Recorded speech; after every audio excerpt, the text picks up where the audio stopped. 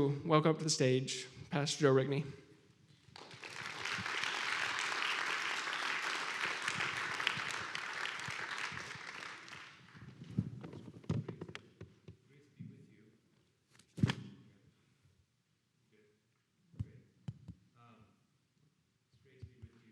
For the weekend. There we are. Hello.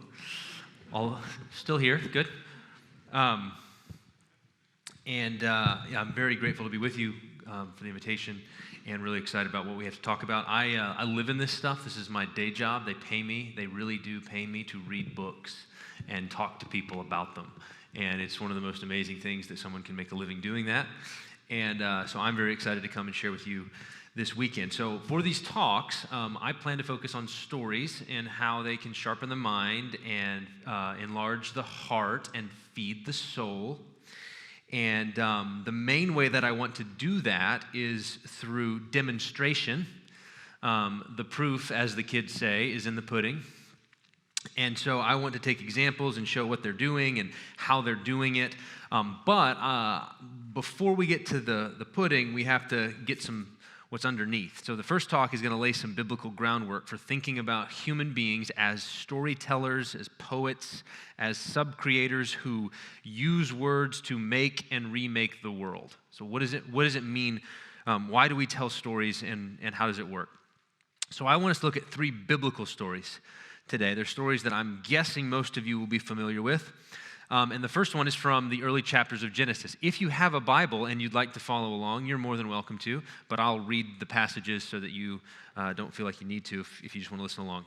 So in Genesis chapter 2 is the story where Adam names the animals and he names his wife. And I'm going to argue that telling stories, writing fiction, is one category within the broader category of naming. Human beings are naming creatures. God gave us this task, and so we're namers. And storytelling is one variety of naming. And so here, let's dive into this first story. Genesis 2, 7-17.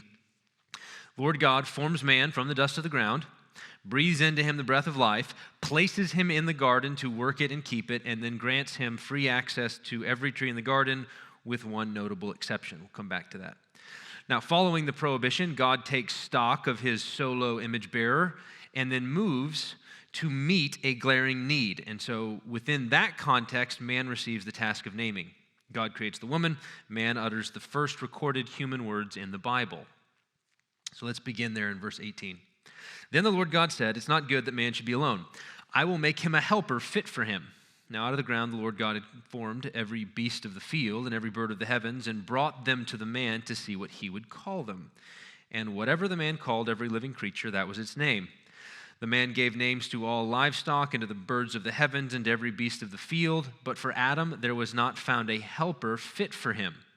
So the Lord God caused a deep sleep to fall upon the man, and while he slept, he took out one of his ribs and closed up its place with flesh. The rib that the Lord God had taken from the man, he made into a woman and brought her to the man. And then the man said, "This at last is bone of my bone and flesh of my flesh. She shall be called woman because she was taken out of man." So this is pregnant with implications for human speech, knowledge, creativity, and storytelling.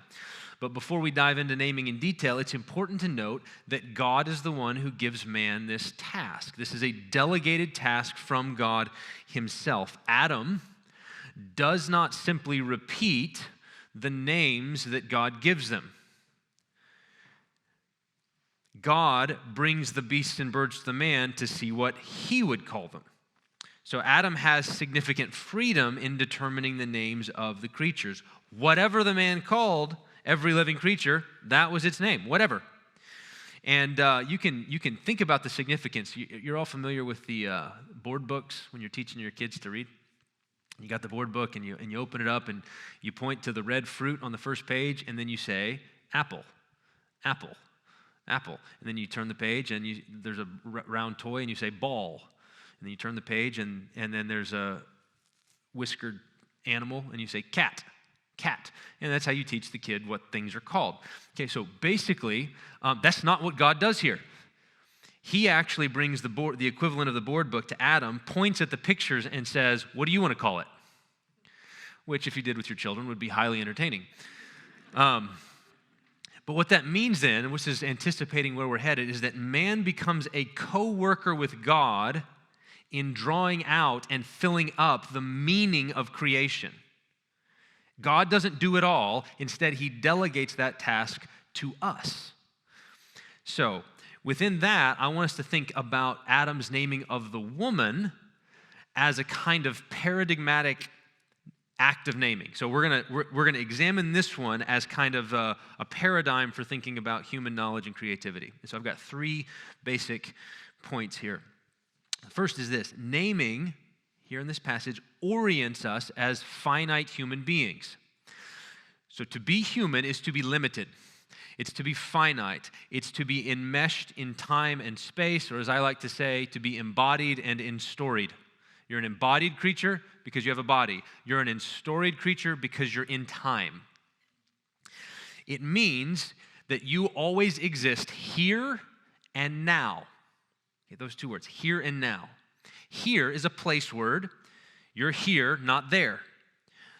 If you're here, it means that you can speak from here to an external world out there, and you can also speak from here into the internal world. You can talk to yourself. You're a rational animal, a human being with a mind and a heart, and so you can speak from here out, and you can speak from here in. That's what it means to be here. It's a place word.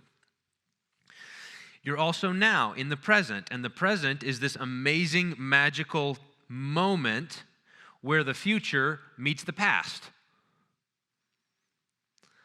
You live at the amazing junction of before and after. You exist here and now. So every human being has an external world, an inner world, and then there's a backward, past, and a forward, future, and that's where you live, here and now. That's what it means to be a creature, okay? You got that? So think about that in light of what Adam does in naming his wife. When Adam names her, what's involved? What's in a name? Well, first, Adam sees what's there. He sees her.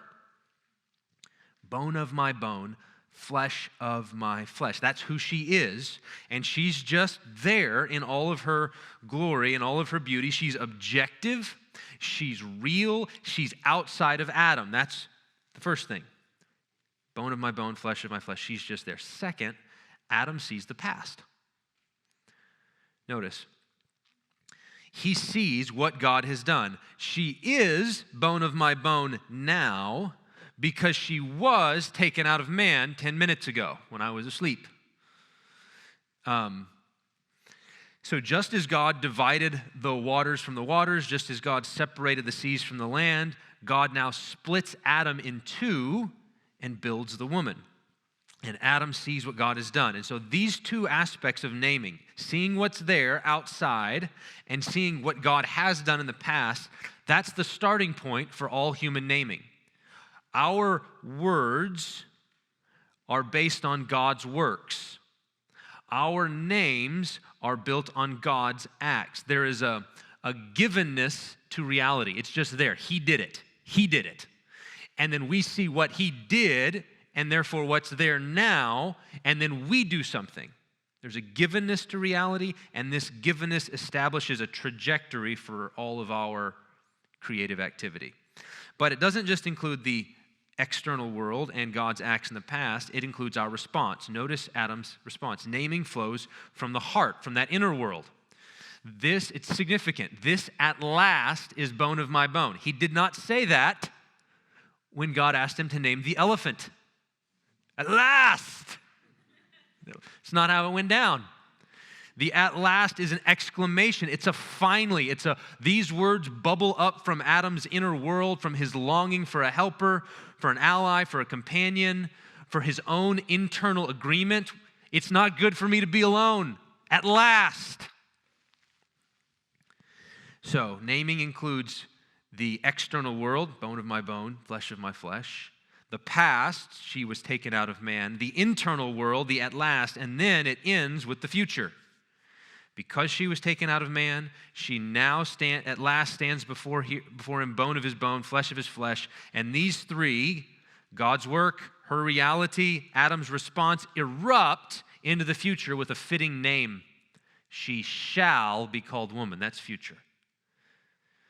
So, the first thing I want you to think about naming is it orients us as finite, limited beings. When God delegates us this authority to name, we always do so from here and now.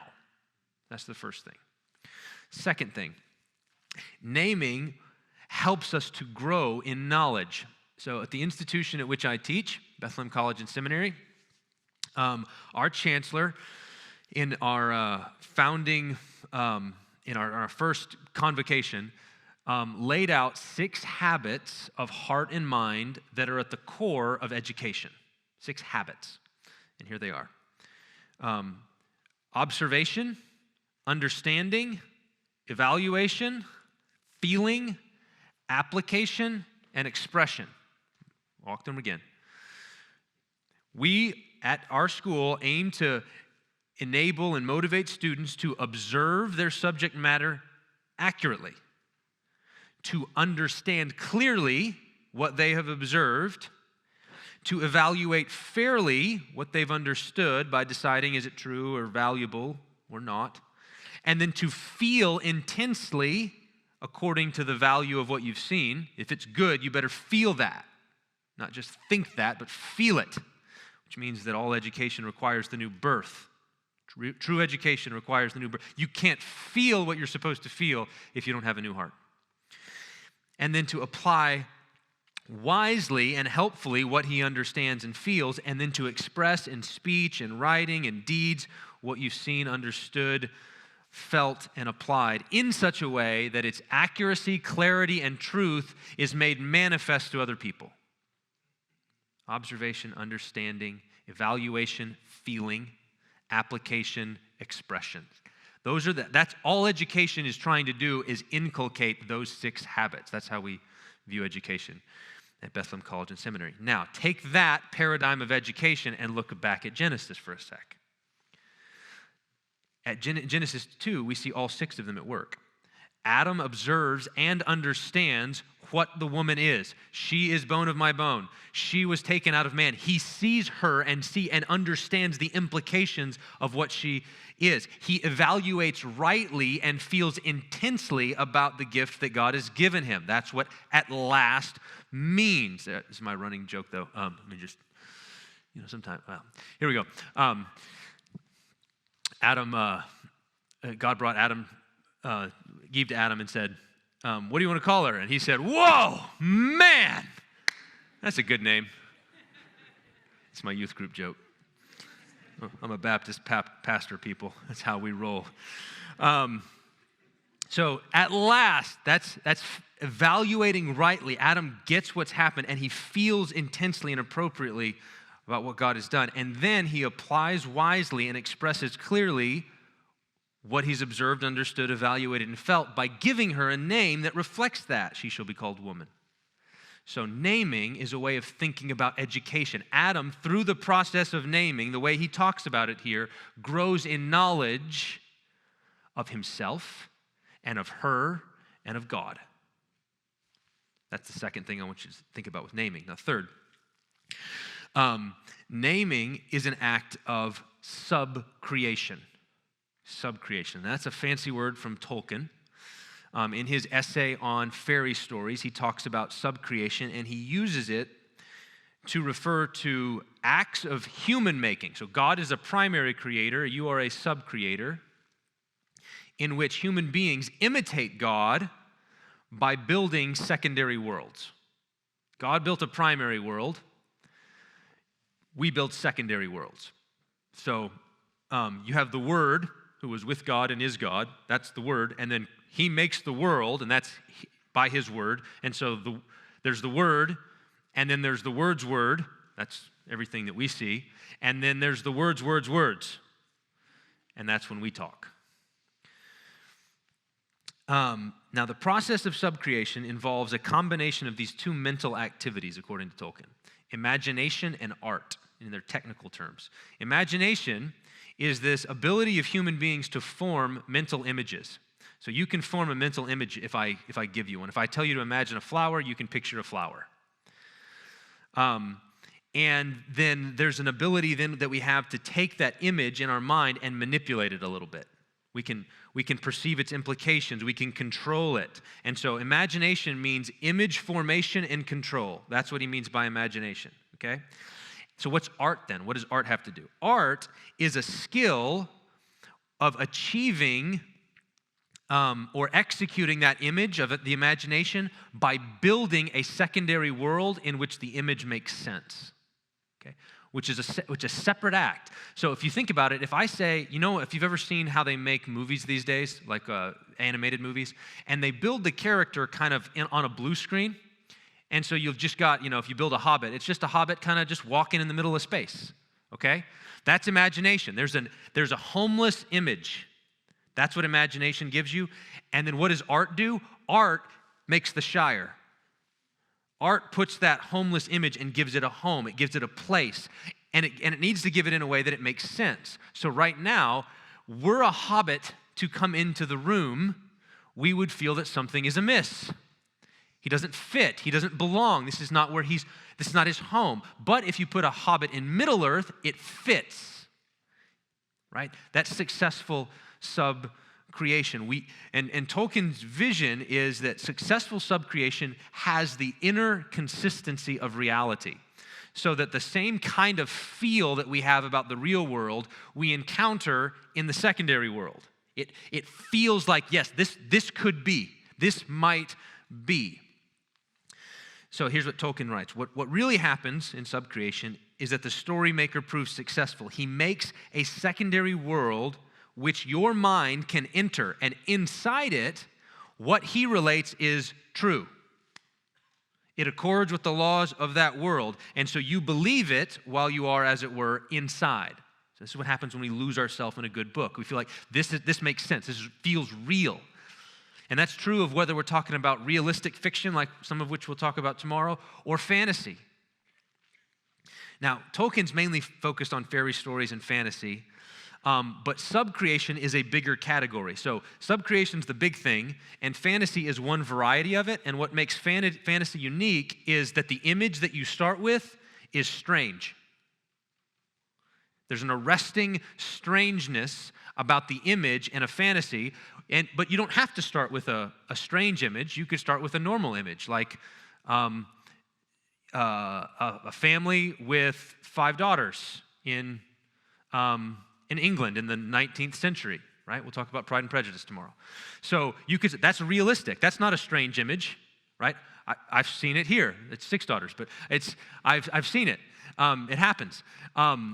But so you can have an arresting, strange image, or you can have a real image, and then you can build a world around it. And in both cases, you're trying to make a subcreation which another person can enter and feel, this is real.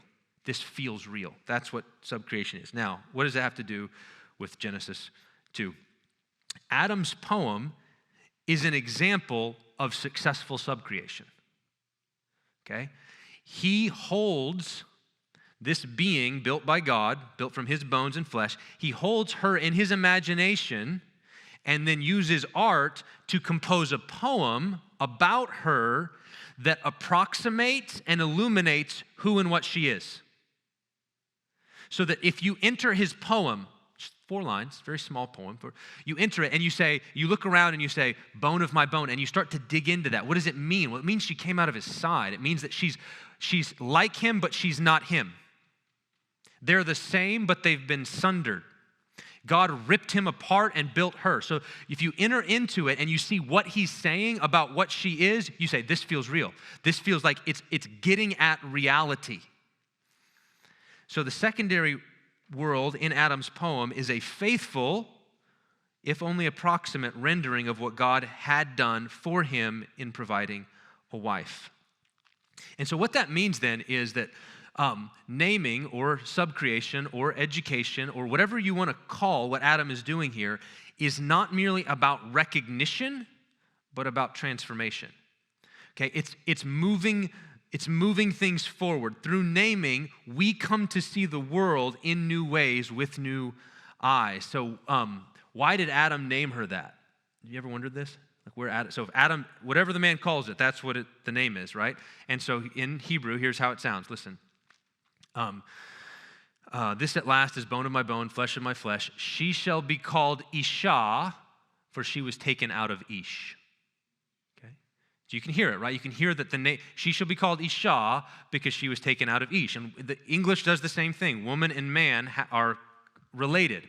Now, the interesting thing is that neither one of those words have appeared in Genesis up until this point. I think Adam is the one who invents them. And so you have to go, did he just pull it out of the air? Where did it come from? Well, if you know something about Hebrew, you know that all Adam needs to know in order to do this is where he came from. Okay? Adam, you guys know the etymology of Adam? Adam was taken from the dust of the Adamah. Okay? So all he needs to know is his name and what he came from. So Adam was taken from the Adamah. That's all he knows about how naming works. Because God did that. And so God says, your turn. And so he goes, okay, so you named me based on where I came from. Therefore, she was taken out of me, so she should be named after where she came from. She shall be called Isha because she was taken out of Ish. Adam imitates God. But he doesn't repeat God. See the difference? Like he doesn't just repeat. God doesn't just tell him what to say. Adam moves the ball forward and says, I'm going to take a step that hasn't been taken yet. And so naming is not just recognition, it's transformation. So there's a kind of ordered creativity involved with naming. We begin with what God has said and done, and from that we use our creativity to explore what God has done and to say more. So this is one way actually to think about culture. So we're at a culture conference. What is culture? A very simple definition of culture would simply be God's work plus our work, or creation plus creativity. So all culture is culture's not creation. Creation is creation. That's what God does. And then what we do in culture making is take what God does and make more of it and develop it and draw out of it all of the amazing things that God has embedded within it, because he's embedded all of this potential and then said, you guys figure it out. And this is what we do when we do science, right? We go figure out all the cool things that hydrogen can do, and I'm told that it's pretty cool what hydrogen can do, right? We go develop, we pull ore out of the ground and we build things, we make stuff with it, like plastic. And so there's sciences and then the arts. Metaphors, imagery, poetry that help us to know the world. Or even, one of the great examples here is just cooking, right? So God made apples, a human being made apple pie, okay? God made lemons, we made lemonade, okay? And that was by design. That was his intent. He wasn't content with apples and lemons. He wanted apple pie and lemonade. And one of the ways you know this is that when we take communion as Christians, God has planted a flag about the goodness of culture making, because you do not, it's not grapes and grain, it's bread and wine. And bread and wine are culture, okay? It's human beings who take what God did and made more. So it's cultivation. So Tolkien says that when we are faithful sub-creators, we assist God in the enrichment of reality. We assist God in the enrichment of reality. We're his co-laborers in moving creation from one degree of glory to another. God spoke so that we would speak back, and in speaking back, fill up and fill out the fullness of his world. And this is what fiction and storytelling does, okay? When we tell stories, we look at what God has said and done, and we try to say it another way. We want to see what he has said and done, and I want to say it another way, and say it another way. Like Adam, we compress reality into portable form. So there's all of these events that have happened, and then Adam takes them and he squeezes them together into a poem, and then he squeezes that poem into a name, Isha. And so forever, he can say, from Isha, what can I do? I can unpack that and I can give you a poem. I can unpack it more and give you a story. And I could give you story after story after story of all the things that God has done. There's layers of compression as we move from reality to our speech. And what this enables us to do, this is, if you remember in the Two Towers, Lord of the Rings. Ents, do you remember how Ents are named? Okay, their name is their story. Okay, Treebeard says, real names tell you the story of the things they belong to, which is why Ents have such long conversations, because anytime they address one another, they have to tell the whole stinking story again. And so they just, the hobbits are just like, Treebeard's close enough. We'll just call you that. Our names, though, so if we were to say our real names, they'd be as long as our stories. So we compress things into shorter words so that we don't have to say everything all at once. And this enables us to see with more eyes than our own.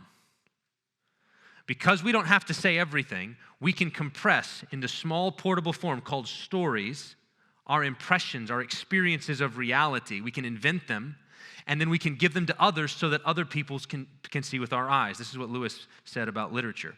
In reading great literature, I become 1,000 men and yet remain myself.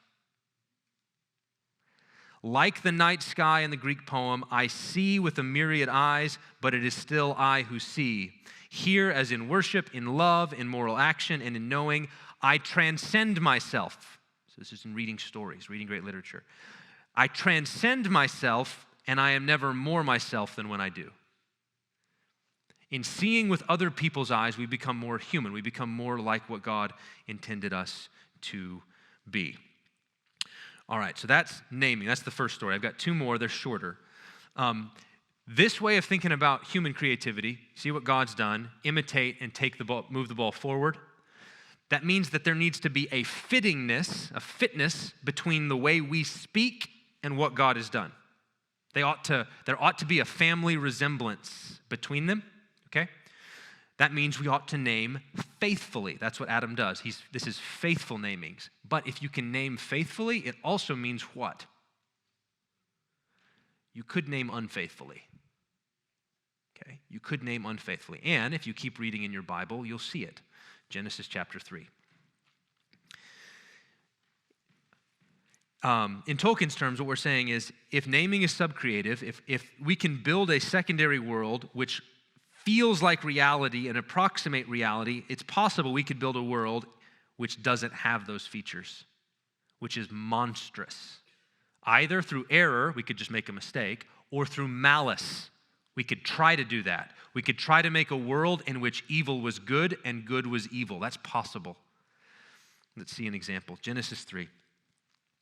The serpent, crafty serpent, approaches the woman with a question. Did God really say, you shall not eat of any tree of the garden? Now, I want you to think carefully about that question. What's he doing? Notice that he has taken a true feature of God's world, what God has actually said. You may eat from every tree except that one. And the serpent takes that true feature of God's world, that prohibition, and he has blown it out of proportion. The question, did God say you can't eat from any tree? God presented to Adam and Eve a world of lavish pleasures with one restraint, okay? One no in a world full of yes. That's the world God made. One no in a world full of yes. You may surely eat from every tree except one. One no in a world full of yes. The serpent takes that one no and he magnifies it. He turns a single prohibition into a total prohibition. You can't eat from anything. God made a world of yes. The serpent describes a world of no. God's world, the real world, is full of divinely endorsed pleasures. The serpent's secondary world, his subcreation, is full of divinely sanctioned prohibitions. No, don't touch. No, no, no, no. That's the world that the devil presents to Eve. God in that world is a miser, a killjoy, a cosmic tease who creates delights and then bans their enjoyment. So the serpent presents a stingy God and a forbidden creation, and he comes to Eve and he says, is this the world? See that? He makes a world, and he says, is this the real world? Is this where you live? in this with the stingy God and the forbidden creation? Is this the world? This is an appeal to her imagination. What kind of world do you live in? Imagine it. But in order to make his lie plausible, he has to draw on real features of the world. He's stuck. He can only lie by twisting the truth. He's still constrained by reality. So, and then if you notice, the first thing he does is he blows that prohibition out of proportion. He makes the single prohibition to a total prohibition. And then when she repeats back to him and gets it wrong, we may surely eat from any tree, but except for the tree of the knowledge of good and evil, we can't even touch it or we'll die. Now, that's not true, right? That's not true. And so he jumps on that, and then he moves from, is this the world, to, you won't die. What did he just do? Instead of blowing something out of proportion, he's shrinking something out of existence. God said you'll die, and he says, you won't die.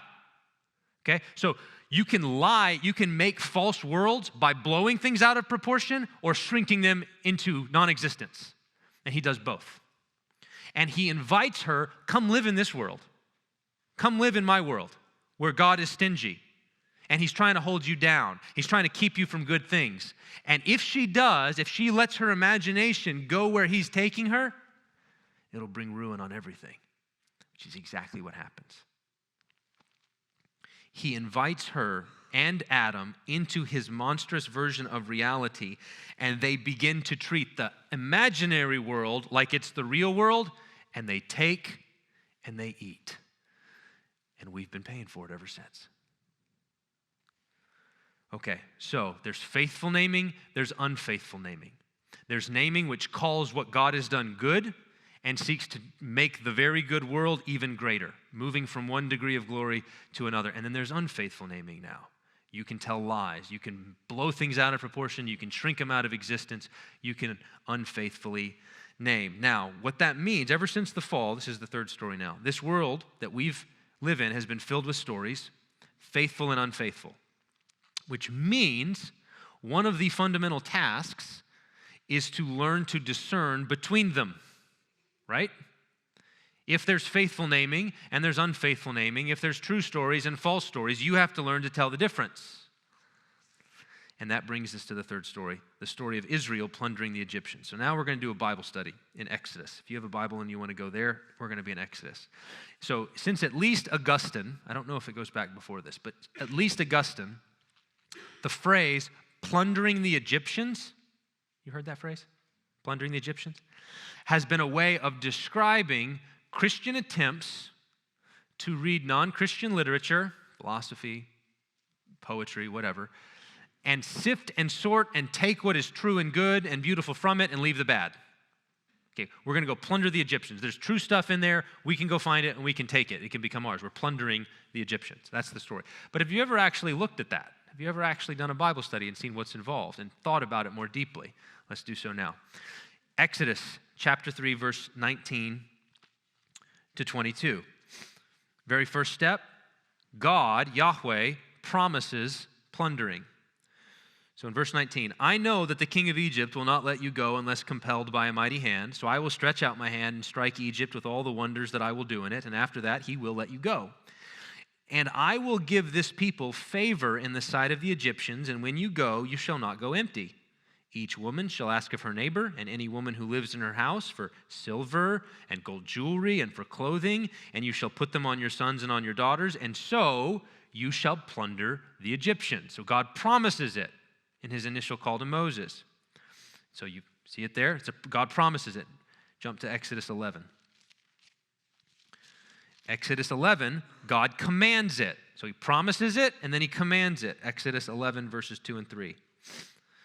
Speak now in the hearing of the people that they ask every man of his neighbor and every woman of her neighbor for silver and gold jewelry. And the Lord gave the people favor in the sight of the Egyptians. Moreover, the man Moses was very great in the land of Egypt, in the sight of Pharaoh's servants, and in the sight of the people.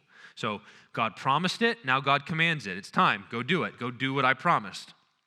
That's second. Third, Yahweh fulfills his promise through the people's obedience to his command. This is very basic stuff. Chapter 12, verse 33. The Egyptians were urgent with the people, this is after the 10th plague, to send them out of the land in haste, for they said, we shall all be dead.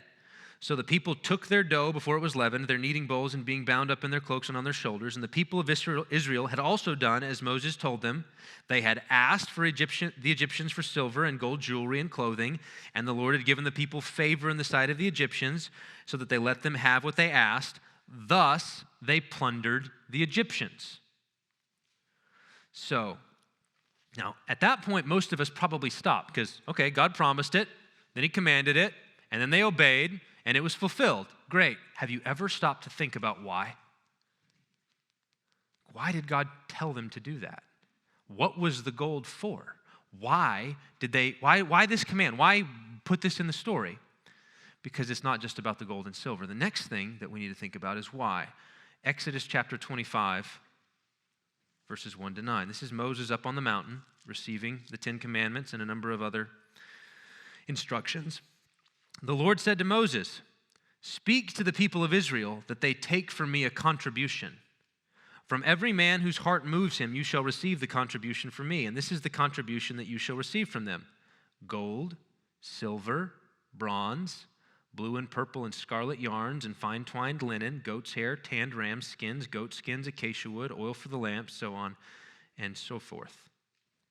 What's that for? It's to build the tabernacle. Okay? God can't build the tabernacle if there isn't gold. And slaves don't have a bunch of gold lying around. They don't have a lot of fine linen or fine scarves. They don't have a lot of possessions. They don't have onyx stones ready to go. And so what does God say? When you go out, plunder the Egyptians. Why? Because we have to build a house for my name. So Yahweh plans to request contributions of gold and silver from the people. Then, not only does he say, I want the stuff, but then notice the next step, Exodus 31. Exodus 31, verse 1 to 11. This is still on the mountain with Moses. This is a promise. The Lord said to Moses, see, I have called by name, Bezalel, the son of Uri, son of Hur, tribe of Judah, and I have filled him with the Spirit of God, with ability and intelligence, with knowledge and all craftsmanship. Why? To devise artistic designs, to work in gold, silver, and bronze, and cutting stones for setting and in carving wood, to work in every craft. And I've also appointed with him Aholiab, the son of Ahisamach of the tribe of Dan, and I have given to all able men ability that they may make all that I have commanded you. And then he goes through what he's commanded. So now not only do we have plans for the tabernacle, but we have skilled craftsmen who know how to use it. It's another step. Then, so that's all well and good. So here's the basic picture. God said plunder the Egyptians. Why? Because we're plundering the Egyptians to build the house of God. How are we going to build the house of God?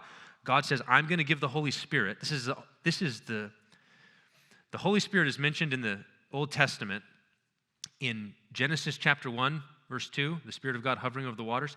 He's not mentioned explicitly again until that verse. God's saying, I'm going to inspire them to build the house. I'm going to give them skill in all kinds of craftsmanship in order to build the house of God. So God wants the gold to build his house, and then what's the very next thing that happens after Exodus 31? You've all got a Bible. What's the next story? The golden calf. Egyptian gold is not just useful for building a house for God, it can also build a statue of a cow. And so in Exodus 32, the people use the gold to build an idol. And it's a syncretistic idol. It's a mixture idol. They say, when Aaron built, they say, where's this man Moses? We don't know what happened to him. And Aaron says, okay. And they say, well, build us a god because we need a god. We don't know what happened to the other guy. And Aaron says, give me your gold. Just like Moses was going to come down and ask for their gold. Give me the gold. And he takes the gold and he forges it together, burns it, melts it down, and builds a statue like they had back in Egypt. And then the people dance around it and said, "This is." Aaron says, look in chapter 32. Aaron says, "Tomorrow shall be a feast to Yahweh." He just built a golden calf and then says, tomorrow will be a feast to Yahweh.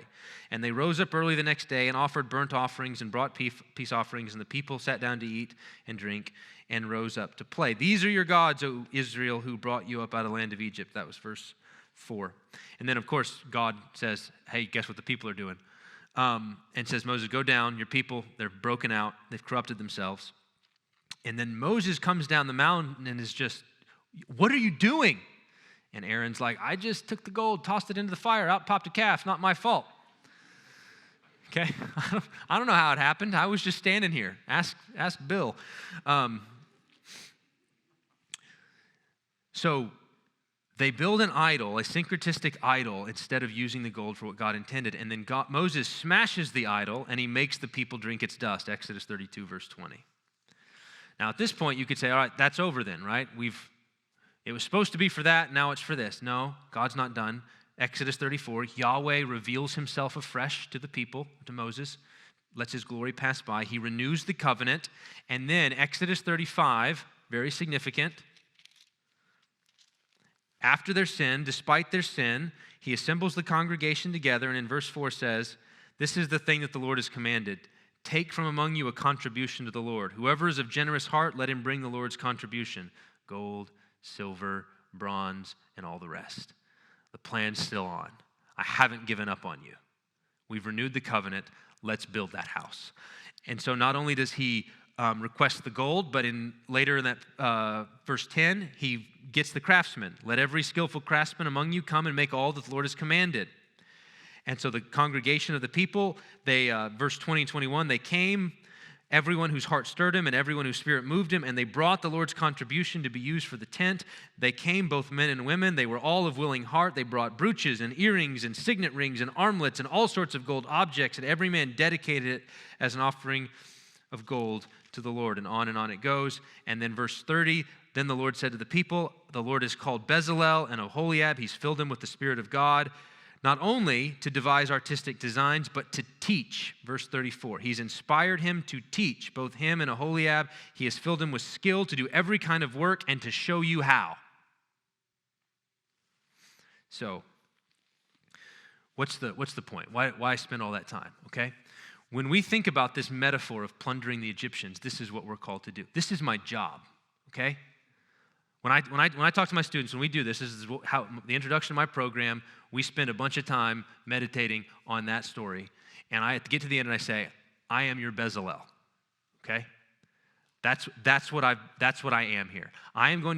God has given me some skill, maybe not that kind of skill, but the kind of skill that I have, and I'm going to try to teach you how to take Egyptian gold and use it not to build idols, but to build the house of God. That's what we're doing with these stories. When you're reading Homer, when you're reading Virgil, when you're reading Dante, when you're reading Shakespeare, when you're reading Austen, when you're reading Fitzgerald, when you're reading whoever you're reading, we're going to read it, and there's gold in there. And that gold can be used either for idolatry and false worship, or it can be used to build the house of God. We're going to try to use it to build the house of God. So, those are our three stories. Stories are powerful. Stories are dangerous. They can sharpen the mind, or they can dull the mind. They can enlarge the heart, or they can shrivel the heart. They can feed the soul, or they can starve the soul. They can build the house of God, or they can make the golden calf. And so tomorrow, the plan is to look at a number of stories. We're going to look at Narnia, look at Pride and Prejudice, we're going to look at The Great Gatsby, and we're going to look at Till We Have Faces. And all of those stories are very different, right? There's some fairy tales and fantasy. There's some realistic fiction written by a Christian author. There's some other realistic fiction that's written by not a Christian author. And then there's a myth, right? An actual example of someone, C.S. Lewis, taking a pagan story, some Egyptian gold, and trying to build the house of God. Okay? So we're going to look at all of them. And as we do, the goal will be to show how we can read them so as to be nourished by them. how we can grow in wisdom and knowledge and in the ways of being faithfully human, living here and now, how these authors sought to name the world and how we can plunder from them in order to grow in the grace and knowledge of God. Let me pray, and then we'll have some Q&A in a bit. Well, Joe, thank you for your first session. It was great. We really appreciate you being here and excited for tomorrow as well. So you talked a lot about plundering the Egyptians, and it seems as if that's kind of part of what your first lecture comes to, is that's a big thrust. And so you're going to talk a lot about how to do so, it seems, in terms of art and literature and so forth. Do you see that plundering the Egyptians, as you call it, as it's been called, can be applied to areas that aren't just art and literature? How can it be applied perhaps in your day-to-day goings about in life? Do you have any advice on that? In the basic principle is gold is not ultimately Egyptians, right? So they borrowed it from God, and so God had other designs for it. And so that'd be true of everything in reality. So in principle, everything in reality belongs to God. The earth is the Lord's and the fullness thereof. And so the who has it now, like where the knowledge is, it's most fruitful to think about knowledge, I think, in this way, is where the analogy most often goes. But it wouldn't just apply to literature or things like that. It apply to philosophy. It apply to science. It's why non-Christians can do amazing things. They can do amazing things with gold, right? And because they live in the world God made. And we should feel free as Christians to benefit from it and to repurpose it by thinking about what it's ultimately for, which is ultimately to serve worship. That's the house of God, to build the church. That's the New Testament counterpart of the Old Testament tabernacle and temple. We are the temple. That's who we are. And so we use knowledge from all sources, filtered through Scripture. So one of the things I didn't harp on, but it's important that when Moses says, I want you to build a tabernacle, he says, do everything according to the pattern that I showed you on the mountain. So there's a heavenly pattern for the tabernacle. There's a heavenly blueprint, and that Moses is supposed to copy the heavenly blueprint.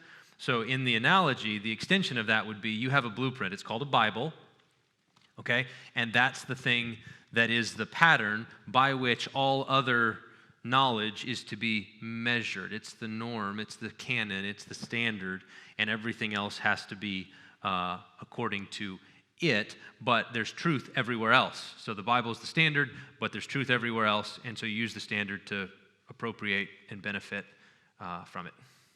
Great, thank you very much. The first question we have here is, can you give an example of unfaithful naming that we are all familiar with? So I'll give you a silly example. Maybe it's not silly. It's a real one. One of the places that I connected with this, movies do this very, very well. Okay, anybody seen the movie Castaway? Raise your hand if you've seen the movie Castaway. So this is going to be resonating. Okay, well, so in the movie Castaway, Tom Hanks is off, gets shipwrecked, and he's on the island for whatever. And when he went, he was engaged, right, to Helen Hunt. Okay, so Helen Hunt's character, and so she thinks he's dead, and so she moves on. He's on that island for however many years, and then he eventually escapes, gets off, and he comes back. Now, she's, the thought of her has been one of the things that's kept him alive. And so the whole time, you're like wanting this reunion really, really, really badly. Okay, but then he comes back and finds out, oh no, she's been married, right? She thought he was dead, so she moved on, got married.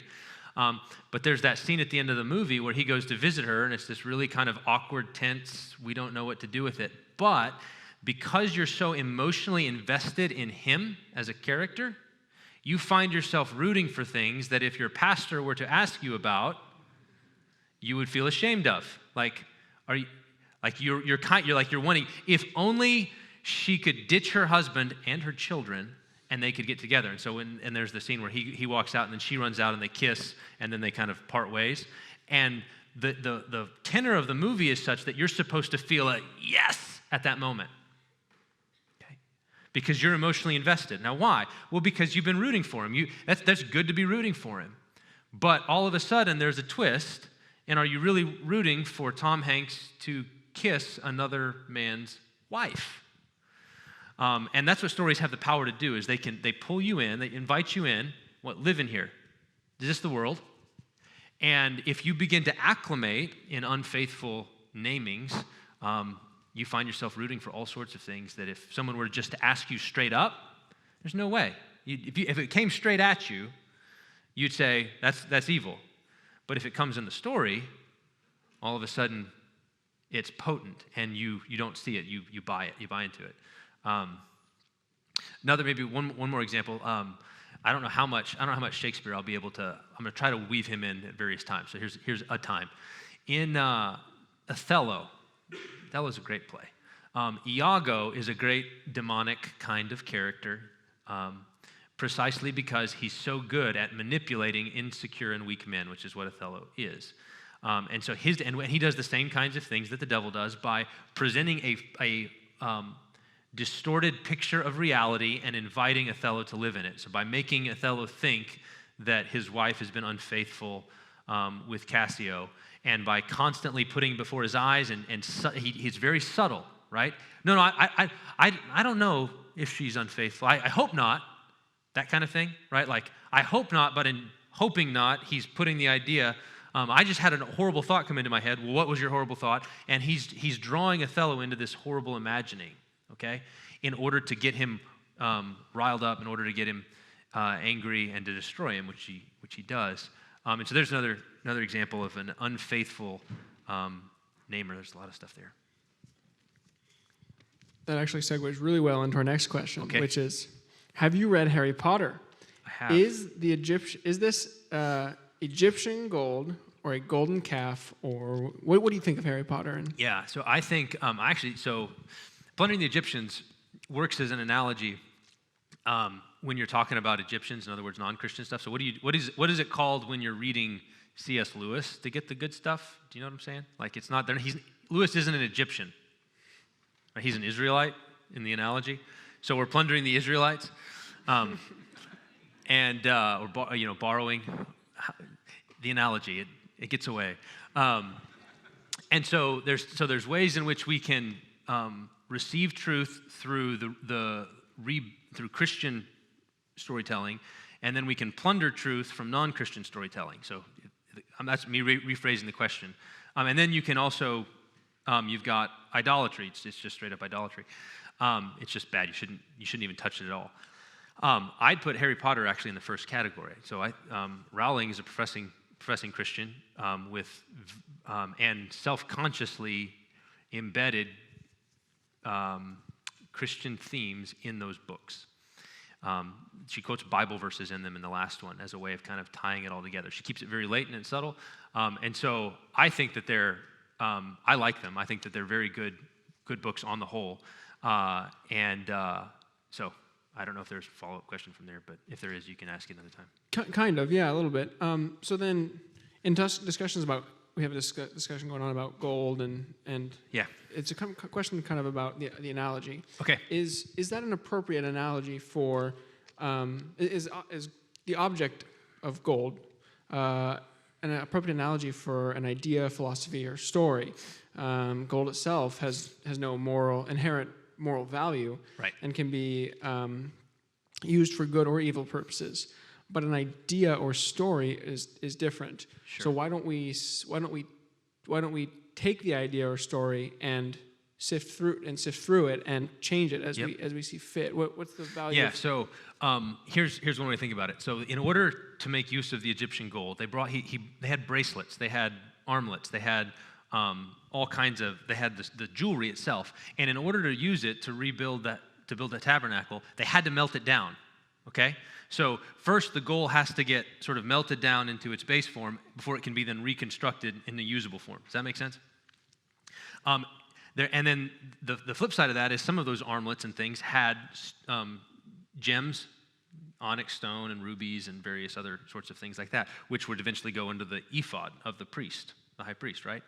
So there's some things that we find in non-Christian literature that are like that. that you don't do any, like the stone is the stone, and it comes out of the one piece of jewelry, and it goes straight into the high priest's ephod. You just move it. Other stuff has to get melted down. It has to go through a process of purification. It has to get melted down before it can then be repurposed. And so when I'm doing it with my students, there's ways in which we're reading Plato, and we're trying. What are we doing? Well, there's some stuff in Plato that's just true. It's just that. Yeah, that's just the way the world is. And you can just take it and you can just put it in the Christian ephod. There's other stuff in Plato where he's getting at a true idea. Like he's getting it, but he's framed it wrong because his perspective is limited, because he's blinded by his own time period or by sin. He doesn't have a full picture of God. And so because he's blinded, he's getting at something that we can learn from, but we've got to melt it down before we can use it. Does that make sense? So I'm actually going to run with the analogy precisely at that point. And so there's ways in which there's some authors that we can read who are intentionally or unintentionally presenting things as they're turning something evil into something good, and yet you can still benefit from it precisely by recognizing that they're calling evil good. Like the example I just gave from Castaway. It doesn't mean you shouldn't go see the movie. You should just know what the movie's trying to do to you, right? The movie is trying to get you to root for something you wouldn't normally root for. And it's very subtle. It's a very minor part of the movie. There's other stuff in the movie that's just perfectly good and fine and admirable. But at those places, if you know what's being done to you, you can read all sorts of stuff that's not true, that's lies. We're going to do this tomorrow. And yet you can see that it's gesturing at something true, or you can trace it back. Since all things ultimately belong to God, you can go underneath and say, what's the truth that's being distorted? So what's the equivalent? If when the devil says, is this a world of no? What's the one no that makes that lie plausible? What's the truth that's underneath?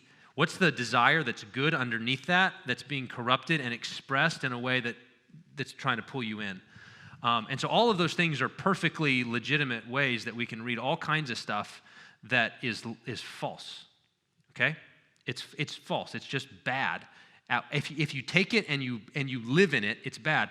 But if you take it and you learn from it, and so what do you need? You need skill. You need craftsmanship. You have to know how to melt things down. You have to know how to take things out. You have to know how to repurpose. All of those kinds of skills that the Bezalel and Aholiab are trying to pass on are essential. Otherwise, you're going to end up with more calves. Like that's just human nature is wired to make idols since the fall. If you can't do what Beliaz does and change it, you're going to have nothing but calves. Right. That's right. You're going to, and you'll do what Aaron did. I don't know how it happened. So, in your example of building the kingdom of God versus an idol, can you speak on the duty of the creator and the audience in the interpretation of creation? Excuse me, in the interpretation of creation, i.e., where does the responsibility of being a charitable reader come to play in interpretation? Yeah, so it depends on what we mean by charitable. So this is my students and I talk about this. This is our foundational in our program. It's an introduction to hermeneutics. It's what are we doing what is reading? I go places and people say, what do you teach? I teach people to read. And they think, oh, like people who don't know how to read? I said, kind of, they're college students. Sometimes seminary students. But people think they know how to read, and they don't know how to read.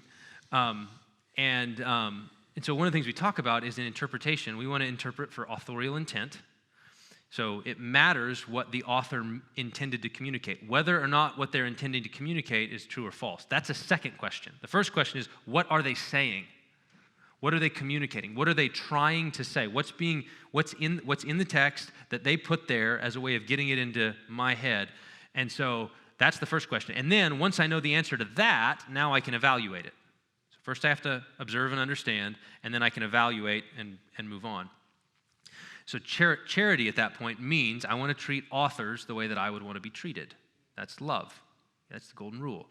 So we practice golden rule interpretation. You treat authors the way you would want to be treated, which means two things. So there's some interpretation. We talk about this in my class. There's a school of interpretation that says you should interpret authors so that what they say turns out to be true. And that sounds loving. Okay? It sounds loving to say, if they didn't quite get it right, I'm going to interpret it so that it turns out to be true. That's not loving. That's not giving them the integrity, right, that they have as a human being. You're not treating like a human being. You're using them. It's far more respectful and loving to say, this is what they said, and it's wrong. That's loving. Okay, that's loving, is to treat them. That's how I would want to be treated. Don't make me say something I didn't say because it turns out so that it's true.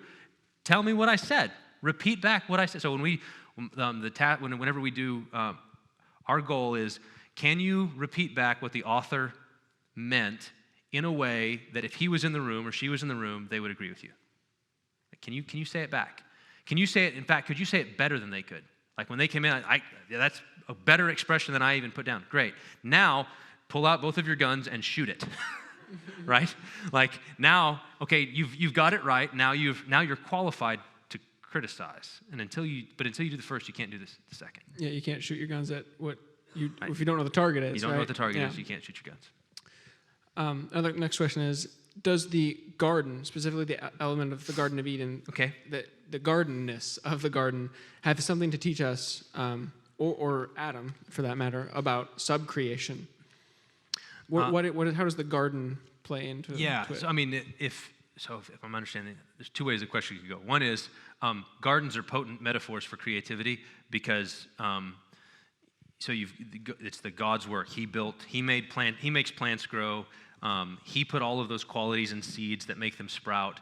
And then what all gardeners do is tend it and direct it in particular ways, cultivate it, draw out the latent potentialities that are embedded. And so in one sense, the garden, then that can be a potent metaphor for all kinds of other arenas of reality.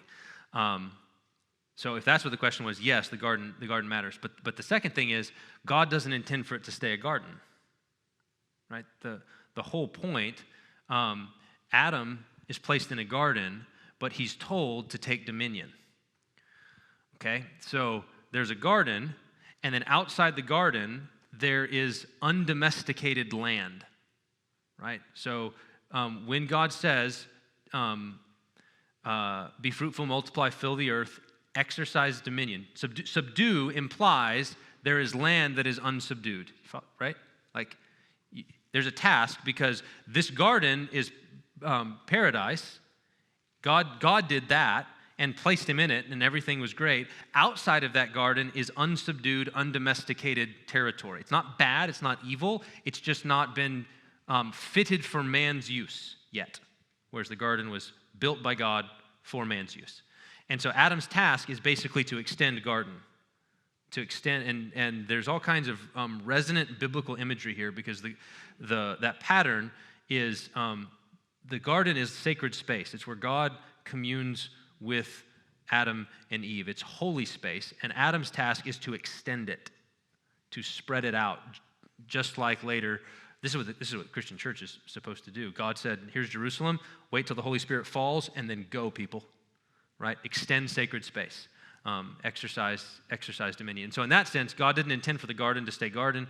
He meant for the garden to become garden city. He meant for it to become cultivated, for us to figure out all the cool things that hydrogen do. I mean, so all of that was intended. Creation was made very good. God wanted us to make it great. And then we blew it. And then Jesus fixed it. And so now we can do it again. This is our last question. How do you inculcate this idea of creating and naming in your children? My children. I mean, at a very base level, it's why lying is such a big deal, right? Like, I mean, we don't talk about it in those terms with my kids, but when we talk about telling stories or putting spin on things, right? This is what we do. We tell it slant. So what did you do? And then I was just standing there. It's the Aaron thing, right? I don't know how he got hit in the face. And so there's an element of you inculcate it by take responsibility and tell the truth. You don't tell lies, and you don't pass the buck. And so whenever they come in, so anytime there's been a fight, you can hear the squabbling in the other room. The kids are in, or you go in there and you call them in. You know there's going to be a story told, right? But the operative question that you're trying to do with your kids is, whose story is going to get told? Because every time one of my sons comes in, what he wants to tell me about is what the other guy did. Here's what Sam did. Here's what Peter did. That's what they want to do. And interrupting them at that point and saying, no. I'm going to ask him what he did. You tell me what you did, right? And then they still want us to talk about what the other one did. Well, he did that. I'm trying to tell you what I did by telling you what he did first. It's like, I'll ask him about him. You tell me about you. And so tell which story, tell whose story. You tell your story. That's the one you're responsible for. It doesn't matter what he did. If he hit you and you hit him back, that's on you. I want to hear about that. So that'd be at least one way off the top of my head, that inculcating. And then, maybe more broadly on the creativity side, we encourage our kids to make stuff up all the time. Like outside of that moral, somebody's in trouble kind of realm, it's my kids love to tell stories, like make things up, and some of them are very, very amusing. I'm like, how did that happen? Like, they're starting to tell you, and something outlandish comes into play, and you go, well, I wasn't expecting that. That's very creative. And so encouraging that in your kids too. Great. Well, that concludes our time tonight.